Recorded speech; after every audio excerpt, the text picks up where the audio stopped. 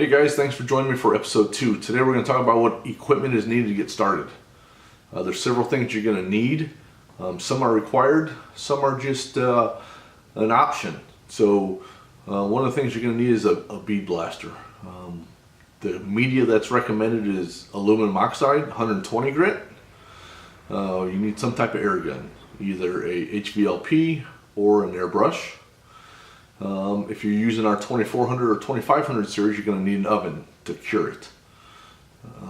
To run your bead blaster and your air gun, you're going to need some type of compressor. One of the things that is very important is your equipment. The better the equipment you have, the better the outcome is going to be. I'll go over a couple of the things that I use personally and some of the things that are recommended by other folks.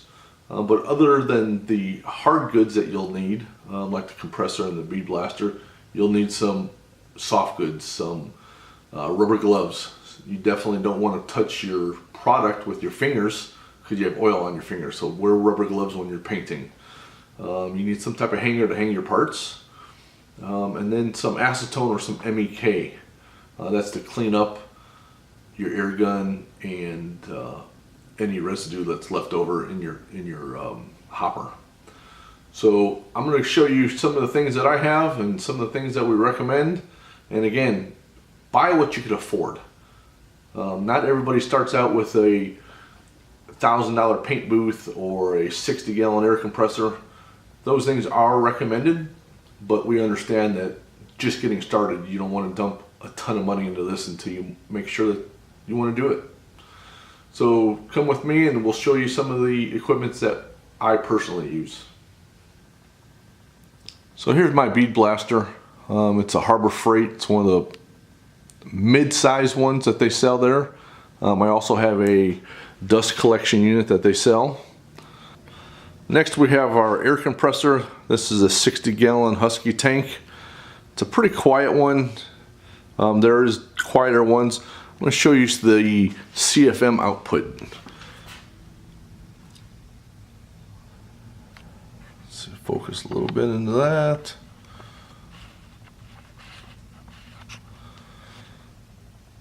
So anyways, it's 13.4 at 40 psi, 11.5 at 90 psi. The maxes is 155 psi and 3.7 horsepower. It's a very good air compressor. It runs the bead blaster no problem.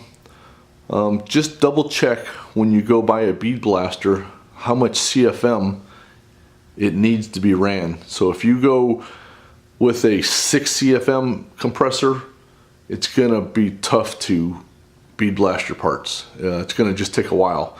So when I had a smaller compressor, it took me probably 20 minutes to blast an AR-15 upper, lower, and free flow tube, and now it takes me less than 5 minutes with this big compressor. So here's my HVLP, my mini HVLP. It's a touch-up gun. I use a Finex FX1000. I used an Iwata before. I just feel more comfortable using this one. It's a little bit cheaper. Even if you have to use a Harbor Freight one at first,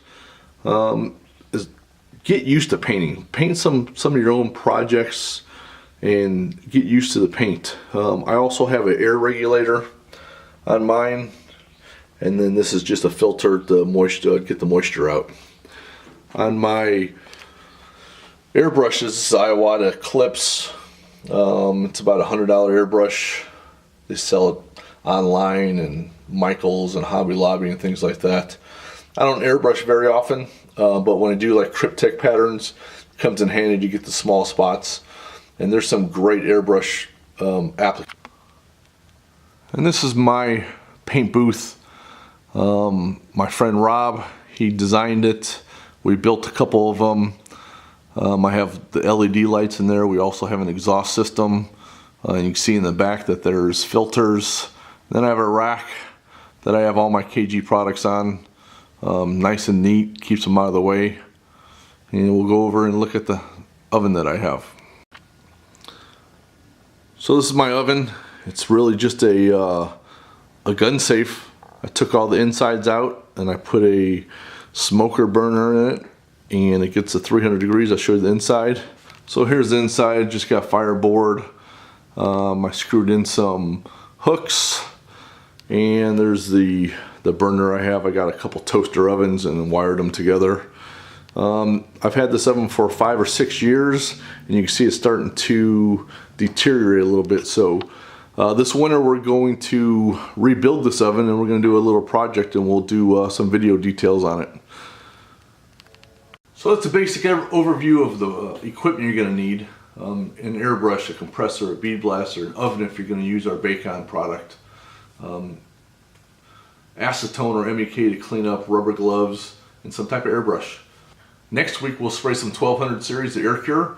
I know we've gotten a lot of requests about that. It is a little bit different to spray than the 2400, but we'll go over some of the do's and don'ts of the 1200 series. So until next week, thanks again and have a great day.